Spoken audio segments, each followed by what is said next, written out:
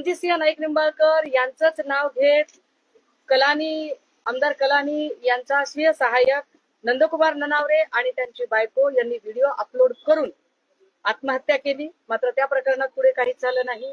या प्रकरणी त्याचा भाऊ धनंजय ननावरे यांनी अक्षरशः स्वतःच्या हाताची बोटं कापून देवेंद्र फडणवीसांचं लक्ष वेधण्याचा प्रयत्न केला, पण फडणवीसांनी तेव्हाही या प्रकरणामध्ये रणजितसिंह नाईक निंबाळकरांची बाजू घेतली।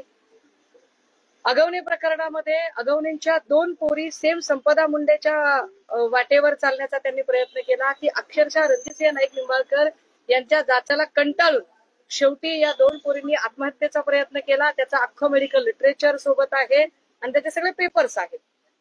या सगळ्या प्रकरणामध्ये संपदा मुंडेची बहीण सांगते की हे हस्ताक्षर संपदाचं नाही।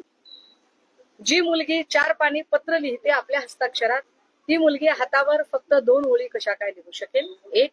दुसरं, जर ते हस्ताक्षर तिचं नाही तर कुणाचं आहे?